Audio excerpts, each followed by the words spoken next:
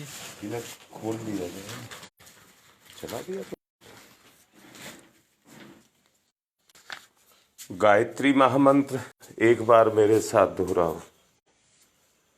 ओम भूर्भुवः स्वः तत्सवितुर्वरेण्यं भर्गो देवस्य धीमहि धियो यो नः प्रचोदयात्।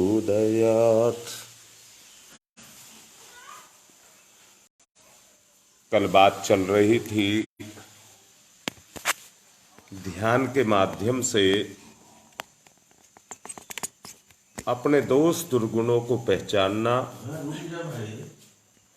और उन दोष दुर्गुणों को हटाना।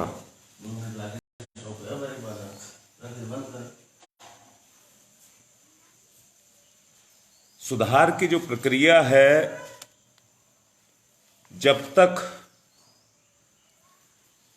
हम उसको पहचानेंगे नहीं और क्रियाशील नहीं करेंगे, तब तक अपने में सुधार नहीं आएगा।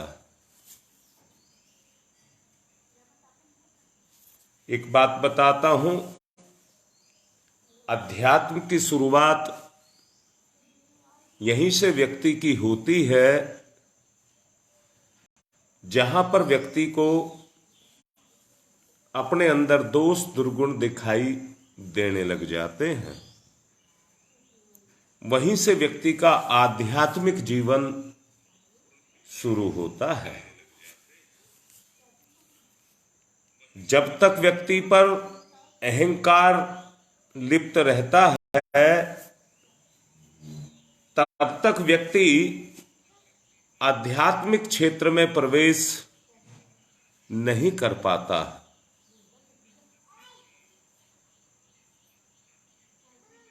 मैंने ही आप लोगों को कहा था, कर्तव्य के साथ संयम का प्रयोग किया जाए। जैसे पारसमणि लोहे पर काम करती है,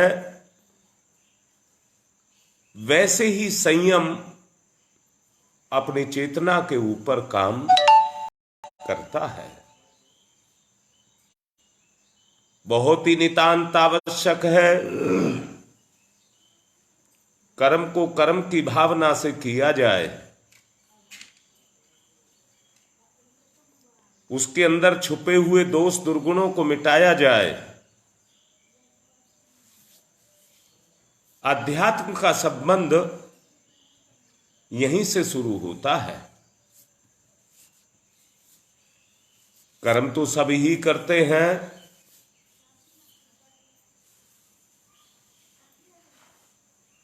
जो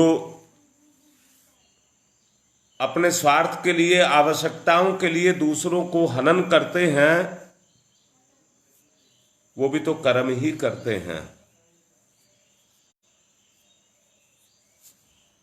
कर्म वो है जो होने के बाद आदमी के जीवन को हल्कापन प्रदान करे, उसी को सत्कर्म कहते हैं। कर्म के अंदर संचार हो सत्य का, और जितना सत्य का संचार कर्म के अंदर होगा, उतना ही कर्म आपको आनंद देने वाला हो जाएगा।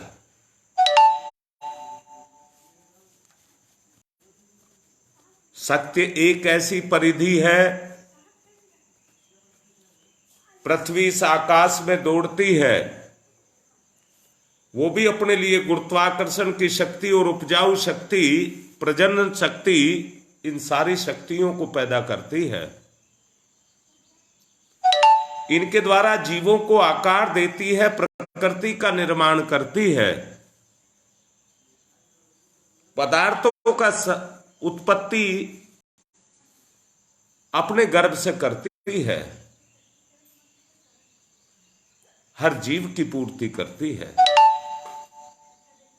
उसके लिए उसे दो तरह की गति करनी होती है। एक गति है वो अपनी कीली पर घूमती है, और एक गति है वो सूर्य के चारों तरफ घूमती है। इसी तरह से हमारी भी दो गतियां हैं। एक, हम अपनी कीली पर घूमते हैं, अपनी शारीरिक आवश्यकताओं की पूर्ति करते हैं। दूसरी गति, अपने ईश्वर की तरफ चलते हैं, और ईश्वर की तरफ चल करके हम अपने पिछले जन्मों के, जन्म जन्मांतरों के जो हमारे कर्म हैं, उनको ठीक करते हैं, या कई अपने स्वभाव को चेंज करते हैं। जीव परीक्षा की घड़ी से गुजरता है, परंतु जितना परीक्षा की घड़ी में पास होता जाता है उतना ही आगे बढ़ता हुआ चला जाता है।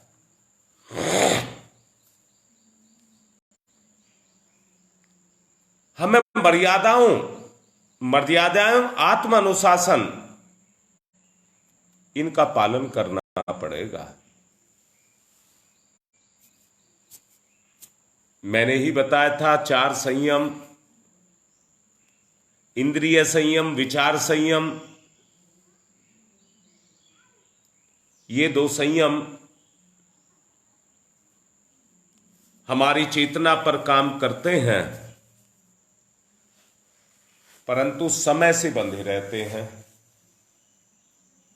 और मैंने ही बताया, आज तक जो कुछ भी आपके पास है, या मैं दूसरे शब्दों में कहूं कि जब आप पैदा हुए थे तब भी आप थे, और आज भी आप हैं, और कल भी आप रहेंगे। बस मैं तो सतत और सदैव हूं, परंतु स्थिति को ऊंचा उठाया जाए। अगर स्थिति को ऊंचा उठाना है तो संस्कार में परिवर्तन को लाना होगा, और संस्कार में परिवर्तन लाने के लिए मुझे सत्य को अपनाना होगा। सत्य को मुझे अपनाना होगा, उसके अलावा कोई रास्ता नहीं है। और मैंने आपसे कहा था, सत्य वो है जो आत्मा स्वीकार कर ले, क्योंकि आत्मा ही सत्य है। यहां मैं फिर से कहूंगा, जो कल्पनाओं में आ जाए, आकार धारण करके जो कल्पनाओं में आ जाए, वो साकार है। परमात्मा को भी मैं दोबारा से कहूंगा, जो निर्विकार है, निर्लिप्त है, गुणों की खान है, न्यायकारी है, विराट है, उसका नाम परमात्मा है। परंतु व्यक्ति अपने विचार के द्वारा अपने भगवान का निर्माण करता है। इंद्रिय शक्ति अर्थात इच्छा शक्ति, उसका प्रयोग करके उसको निर्दिष्ट दिशा में चलाने का प्रयास करता है। अगर हम सद्गुणी से अर्थात जो परमात्मा के गुण हैं, उन्हीं गुणों को आत्मा के द्वारा हम वर्ण करें,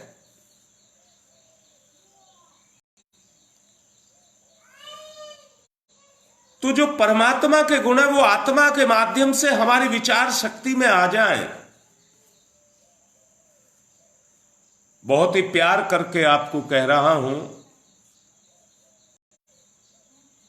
मन के हावी होने के कारण प्रेरणा शक्ति कमजोर पड़ जाती है, और प्रेरणा शक्ति के कमजोर पड़ जाने के कारण मन अपनी इच्छाओं का प्रयोग कर लेता है। हाँ बेटी सरोज बिल्कुल ठीक लिख रही है, यही अपना दुरुपयोग है। ऐसा नहीं है आप सोचते नहीं है, ऐसा नहीं है कि आप इच्छा नहीं करते हैं, ऐसा नहीं है कि आपके अंदर प्रेरणाएं नहीं उठती हैं, परंतु इच्छा शक्ति ज्यादा मजबूत हो गई। आप अपने वर्तमान भूत भविष्य को सबको समझते हैं, आवश्यकता को भी महसूस करिए। क्या परिवर्तन की आवश्यकता है या नहीं है? अगर परिवर्तन लाना चाहते हैं, संयम आपको अपने ऊपर लगाना ही होगा। जो सहज है वो असहज हो रहा है, और जो असहज है वो सहज हो रहा है। ईश्वर में जो गुण है ही नहीं, वो ईश्वर पर क्रियाशील कैसे हो गए? कितना असहज है, और उसका कारण एक ही है, स्वयं की जानकारी ना होना। काम क्रोध लोभ मोह भोग ये हमारी आत्मा के गुण नहीं हैं, बल्कि ये हमारे मन की इच्छाएं हैं, और हम उन मन की इच्छाओं को पूर्ण कर रहे हैं। आवश्यकता उन प्रेरणाओं की है, समय के अनुसार जो अंतरात्मा हमें मार्गदर्शन करती रहती है। और सच को देख लेना, ईमानदारी से देख लेना, और करके देख लेना। जो ध्यान कराया जाता है, इसका उद्देश्य यही है, अपने आप को उस स्वरूप में ढालना। ध्यान का समय छेप करना कोई उद्देश्य नहीं है, परंतु उस ध्यान के माध्यम से अपने आप को उस स्वरूप में ढालने का प्रयास है। अब मैं दोबारा से कह रहा हूं, क्या मैं अपनी इच्छा के अनुसार नहीं चलता? रुक करके सोच करके देखिए, तो वास्तविकता का सत्य का पता आपको लगेगा। इसलिए बड़ा नितांत आवश्यक है कि रुक करके अपनी इंद्रियों पर रुकावट पैदा की जाए, और इंद्री पर रुकावट पैदा करके उसको सन्मार्ग में चलाया जाए, सन्मार्ग में चलाया जाए। बाहर कुछ भी नहीं है, शक्ति साधन अंदर है। मैंने कल आपको कहा था, साधन दैवीय शक्ति को कहते हैं। मैं एक बात कहता हूं, आपके पास प्रेरणा भी है, ईश्वरीय प्रेरणा। मैं दोबारा से बोल रहा हूं, जो आपकी अंतरात्मा की प्रेरणा है, वो ईश्वर आपके अंदर बोल रहा है। पर हमारी गलती ये है, हर चीज आदमी देखिए, जिसको सोचना समझना कहते हैं, वो है क्या? आदमी सोचता है और फिर उसको समझता है, वो है क्या? जो अंतरात्मा की आवाज उठ रही है, उसको सोचता है, और बुद्धि के द्वारा उसको समझता है कि इसको कैसे पूर्ण किया जाए।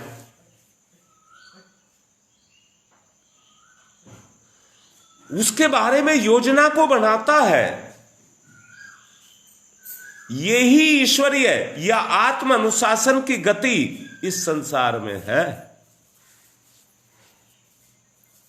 व्यक्ति ईश्वर को अनेकों रूपों में देखता है, और सच्चाई भी है, दुनिया में जितनी सोच है उतनी ही समझ भी है और उतनी ही प्रेरणाएं भी है।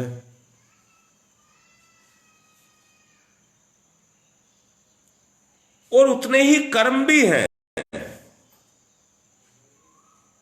ज्ञान की धाराएं भी उतनी ही हैं। परंतु एक बात मैं आप लोगों से कहूंगा, अगर मेरी एक बात को आप मान लें तो काम बन जाए। और यह समझना, जितना मान लोगे उतना ही तुम्हारा काम बन जाएगा। आध्यात्मिक हो जाओगे आप। और क्या बात मान लें? संयम, संयम, संयम। हर कर्म पर संयम, यानी कि आपका कुकर्म भी सत्कर्म बन जाएगा। सत्य को छूने के कारण, अंतरात्मा की आवाज के कारण, जो असत्य है वो भी सत्य हो जाएगा संयम के कारण। मैं फिर से कहता हूं, महिलाएं खाना रोटी बनाती हैं आटे से, परंतु उस आटे को छानती हैं। जो छेद में से निकल गया वो रोटी बनाने के काम आता है, और जो छेद में से नहीं निकला उसको छानस या बूर कहते हैं। उसका रोटी नहीं बनाते उसकी। अर्थात जो आत्मा की छलनी से छन गया वो तो सत्य, और जो आत्मा की छलनी से नहीं छला उसको छोड़ दिया जाता है। छिलका मान करके उसको छोड़ दिया जाता है। अध्यात्म इसी को ही कहते हैं।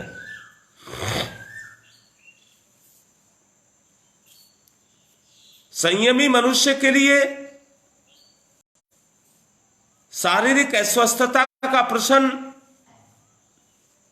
कोई मायने नहीं रखता।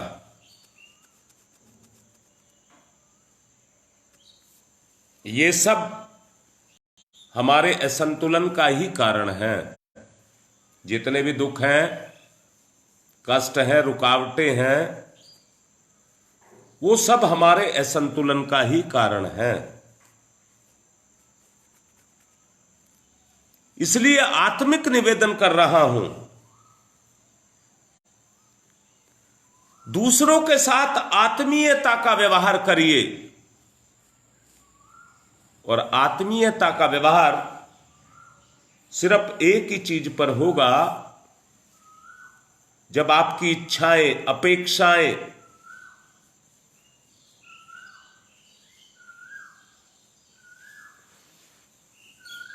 और कहिए दूसरों से आशाएं जो आपने लगा करके रखी हैं, जब तक वो रहेंगी आप पूर्ण नहीं हो सकते। आप पूर्ण नहीं हो सकते। अगर आपको पूर्ण होना है तो अपनी अंतरात्मा से आशा लगाइए। और याद रखना, उस स्तर पर कोई भी कार्य असंभव नहीं है। लिखो बेटा, बोलो। मैं फिर से कहता हूं, अंतर प्रेरणा। आदमी को यह चाहिए कि अंतर प्रेरणा जो आपको कह रही है पलक झपकाए बगैर, मतलब कोई भी देर किए बगैर हमें उस कार्य को तुरंत करना चाहिए। उस समय पर ईश्वर की इच्छा काम कर रही है। पहचानिए उसको, अभ्यास में लाना शुरू करिए, पहचानना शुरू करिए कि हमारी अंतर आत्मा हमें किस बात के लिए प्रेरित कर रही है। एक बात और कहूंगा, आत्मीयता का उभारना, उसका एक ही साधन है उदारता, सेवा, सहिष्णुता, मधुरता। अगर ये गुण आपके व्यवहार में आने लग गए, फूटने लग गए,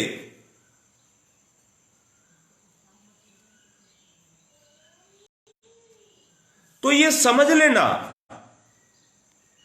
कि आपकी अंतर चेतना आपके मन पर काम कर रही है। देखिए, इसी को परम पुरुषार्थ कहा गया है। इसी को परम पुरुषार्थ कहा गया है। अच्छा, मैं फिर से पूछ रहा हूं, क्या हमारी इच्छा में सुख, प्रलोभन ये काम नहीं करते? क्या हमारी इंद्रियों के अलग अलग गुण नहीं हैं? आंख देखकर, जीभ चखकर, नाक सूंघकर, कान सुनकर, त्वचा स्पर्श से अपने सुख को लेते हैं। अंतरात्मा की आवाज को पहचान करके देखिए।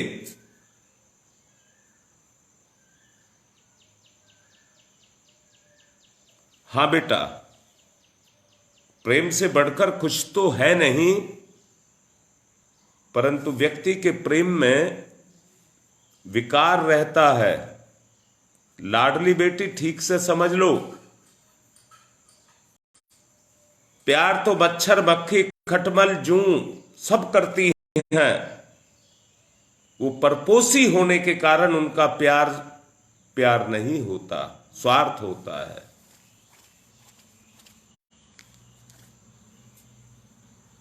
मैं तो देखता हूं, जितने भी आप सब लोग हैं, मुझ पर अपने अधिकार को जमाते हैं। मैं कभी कहता हूं आज मुझे ये काम करना है, तो तुरंत बोलते हैं क्या मेरा काम नहीं करेंगे, मैं आपकी बेटी नहीं हूं। परंतु उससे लगा कर सोच करके देखिए, मेरा निर्धारण फेल हो जाता है और तुम्हारा निर्धारण पूरा हो जाता है। ये भी तो प्रेम है। प्रेम बेटी उसी को कहते हैं, मेरा पूरा हो ना हो, मैं एक बार दुखी रह जाऊं परंतु समाज में किसी को कोई दुख ना हो। इसी को आत्मीयता कहते हैं। जब व्यक्ति के अंदर उदारता, सेवा, सहिष्णुता और मधुरता के गुण आने लग जाएं, तो आप यही समझना कि आत्मा की शक्ति अपने काम को कर रही है। आत्मा की शक्ति अपने काम को कर रही है। इसलिए मन की जगह पर आत्मा को क्रियाशील या प्रधानता कराना नितांत आवश्यक है।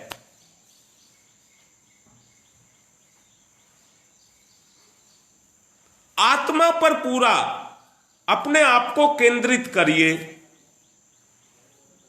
ध्यान तो कल भी आपको कराया गया था और उसमें केवल एक ही बात कहा था, अपने विकारों को ढूंढिए। विकारों का जो स्थान है वो मन में है और गुणों का जो स्थान है वो हृदय में है। इसलिए हमें मन को गौण करना है और हृदय को सक्रिय करना है। जो ऐसा व्यवहार करेगा जिससे दूसरों के साथ सहयोग, सद्भाव और सौजन्य का गुण पैदा हो जाए,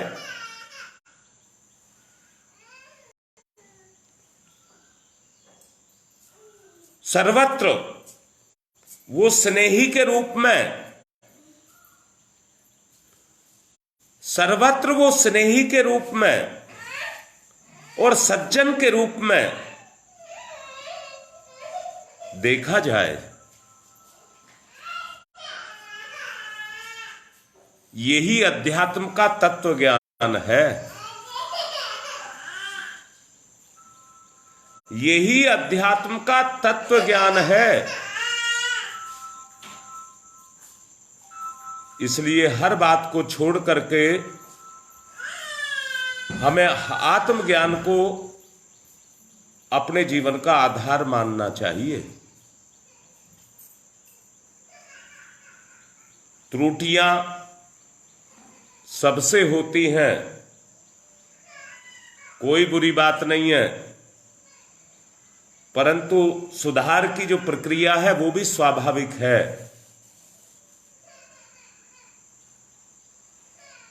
हर किसी की जिंदगी में कष्ट कलेश आते हैं, हर किसी की जिंदगी में उलझने होती हैं, समस्याएं रहती हैं, उत्पीड़न भी रहते हैं, परंतु उनको दूर करना भी अपने ही हाथ में है। एक बात याद रखना, जब तक मनुष्य दूसरों के दोष, दुर्गुणों, कुविचारों, कुसंस्कारों को देखता रहेगा, तब तक वो इस बुराई के अंदर फंसा रहेगा।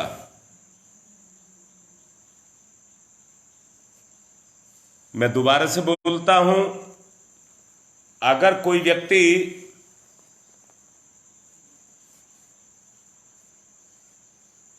हाँ रमेश बेटा, आप दूर भी कर सकते हैं, तरीका भी बता रहा हूं। अगर तुम्हें किसी में दोष दिख रहा है, दुर्गुण दिख रहा है, तो उसमें ना देख करके अपने में उसको देखें। वो दोष उसमें नहीं है, मुझ में है, नहीं तो मुझे कैसे पता लगा कि उसमें ये दोष है। हर आदमी अपने आप में स्वतंत्र है और परमात्मा का अंश है। हमें किसी पर भी उंगली उठाने का अधिकार नहीं है। अगर हम उंगली उठाते हैं तो वो उंगली परमात्मा पर उठती है। अगर कोई किसी की संतान पर दोषारोपण करता है, उंगली उठाता है, तो उसके पिता के ऊपर उठाता है। मैं भी आपसे यही कह रहा हूं, अगर किसी का दोष, दुर्गुण, कुविचार, कुसंस्कार बेटा आपको दिखाई देता है, तो वो कमी अपने ही अंदर है। अपनी कमी को सुधारना है। सच को बताओ, अगर किसी का निवास स्थान गंदगी में है, तो उस गंदगी का प्रभाव उसके ऊपर पड़ेगा या नहीं पड़ेगा?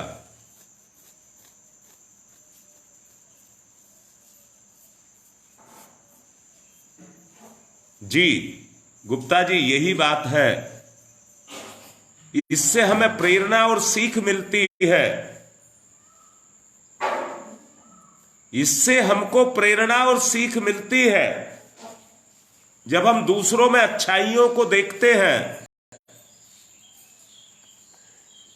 तो वैसा ही प्रभाव हमारी चेतना पर भी आकर के पड़ता है, जो हमें प्रेरित करता है।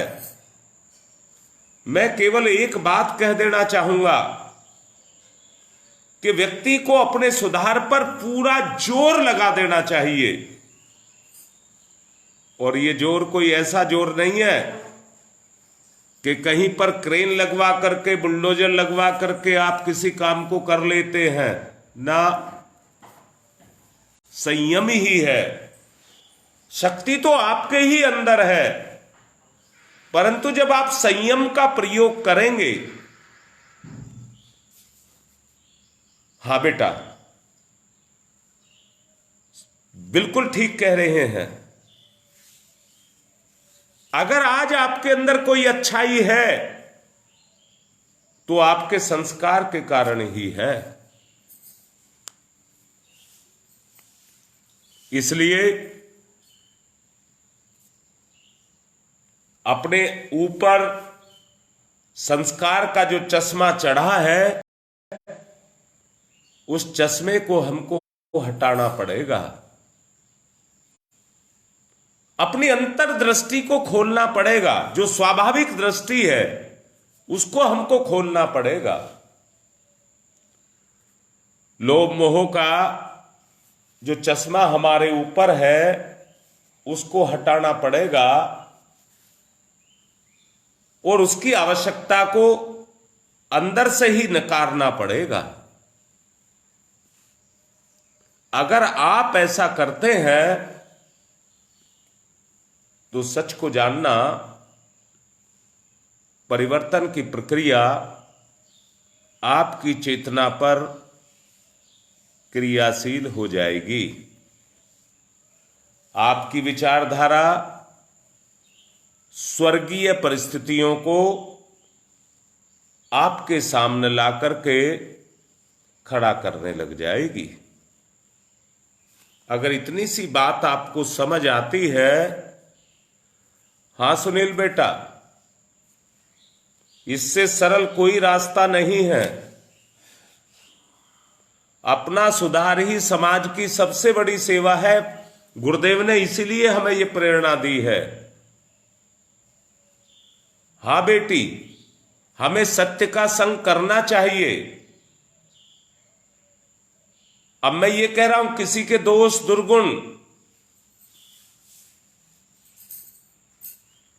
कुसंस्कार कुविचार अगर हमारे ऊपर काम कर रहे हैं, हमारी चेतना पर काम कर रहे हैं, तो फिर हम भी वैसे ही हैं। हमें अपने स्वभाव में से उन दुर्गुणों को निकालना होगा।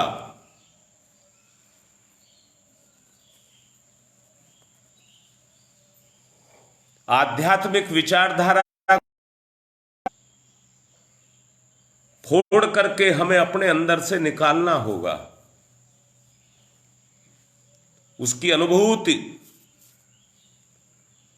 और उसके जो आनंद है उसको हमको आत्मसात करना होगा। अगर ये सब हम कर पाते हैं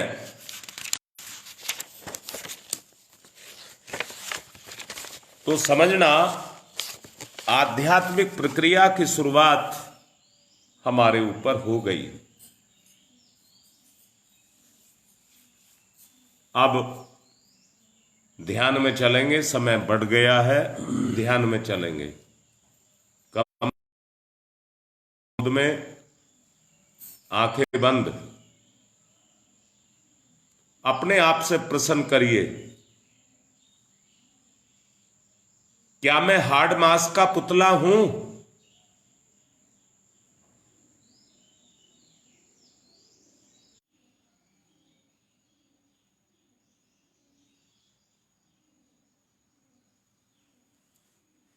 तो मन की इच्छा को रोकिए।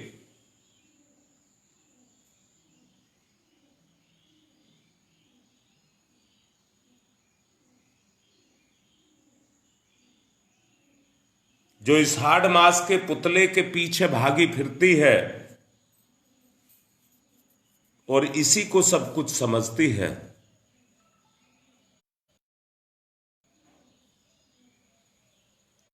शारीरिक दृष्टि से मनुष्य तुच्छ ही नहीं, नगण्य भी है।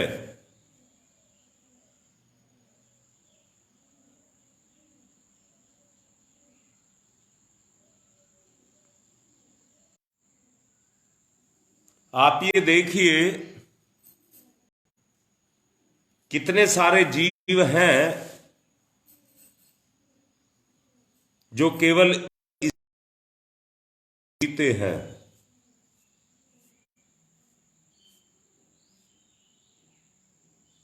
इसलिए उनका किसी का भी जीवन का उद्देश्य पूर्ण नहीं होता। भगवान ने आपको तो इंसान बनाया है, इंसान बना करके उसने आपकी चेतना को गति दी है, अपनी विशेषताएं, अपने गुण दिए हैं।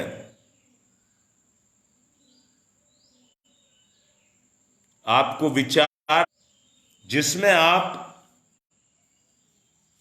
त्रिकालदर्शी की भूमिका को निभाते हैं विचार शक्ति के द्वारा।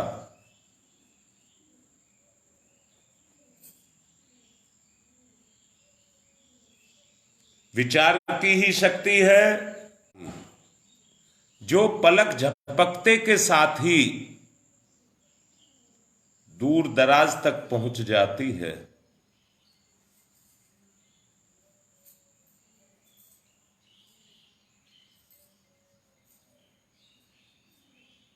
जहां तक कोई नहीं जाता, आपकी विचार शक्ति जाती है।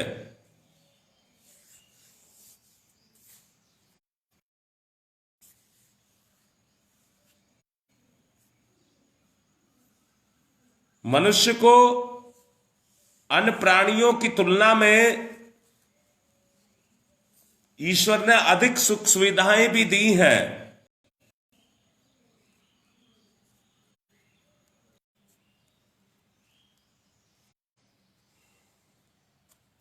इसी के परिणाम स्वरूप जीवन का क्रम बदलता है।